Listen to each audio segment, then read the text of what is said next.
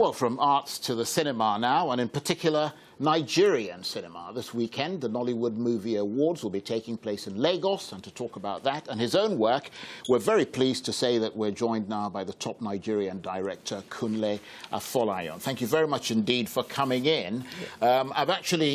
One of my very close friends, Wale, just starred in your movie Phone Swap. Okay. So it's a bit like I know who you are. But you've developed a reputation for being one of those Nigerian filmmakers who've been working outside the Nollywood genre and are hoping to make a bigger splash internationally. Is October 1 your way into that global market?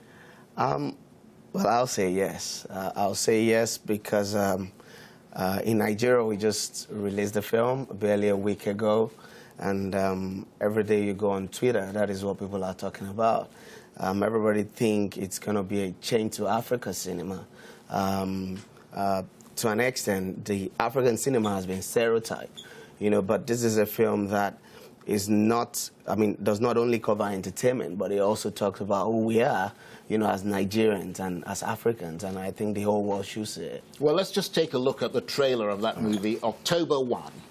My heart, I congratulate our entire people of Nigeria. Happy independence! Independence has arrived 10 years too early.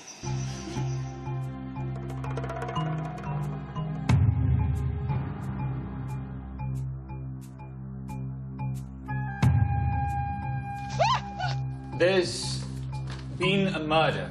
In fact, two. Koti.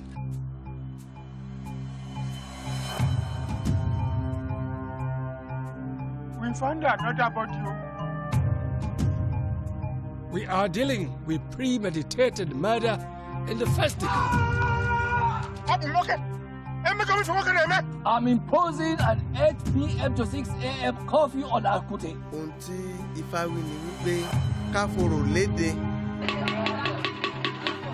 Mount police checkpoint to every entry into Akuti. Question everyone. Find out anything unusual, and if by chance you come into contact with the killer, you must blow your whistle. He will keep on killing until his thirst for blood is quenched. Now, your other film, Figurine, which won 5 major awards in the African Film Academy, you said was a real challenge to make. Yeah. Was this a challenge, and what inspired it? I'll say after Figurine, I made Phone Swap, which you mentioned earlier. And I'll say Figurine was the most difficult film I ever worked on. And because I've been able to master the craft to an extent, after Figurine. This is a bigger budget film, bigger logistics, bigger actors, and, but because of the experience so far, it was smoother than, the Figurine. But I also think this is like 3 times, gonna be bigger than Figurine in terms of acceptance and, yeah. Now, looking at the movie's plot, that's October 1, it seems like, from what I understand, a mixed bag of comedy, drama, quite dark at times, but full of bright sparks. Does that sort of sum it up? Yes. Yes, because in Nigeria, of course, because of the genre, because it's a thriller, a lot of people will expect to see blood and killing and all of that. Yes, we have killing because it's a psychological, thriller. But on the other hand, people in the cinemas were laughing, from the beginning of when it's time to be sad, they get sad. But for me, the most exciting part is after the film, people come out and they gather in groups and they start talking and start discussing. So for me, it is not just a film about entertainment.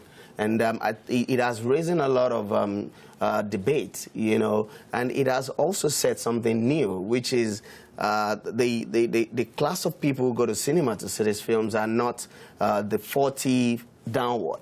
We have people in the 70s, 70-year-old people going to cinema, which is very, a historical element. Exactly, which is very unusual, in Nigeria. And I think it has a universal theme, and everybody will be able to connect to it. So I think it's going to if well pushed, I think it's going to really go all out. Now, listen, how do you achieve all this? I mean, you studied accounting, Yeah. you had a nice, safe job in banking, and then you went to be an actor and then into filmmaking. And not long afterwards, you won an Oscar. So, I mean, what's your secret? The Nigerian Oscar, by the way. Yeah. Yes, Nigerian Oscar, Yeah. sorry. Equally as important. Yeah, very It important. is. I think the secret is the fact that I'm a dreamer. And the only thing that can stop me is when I stop dreaming.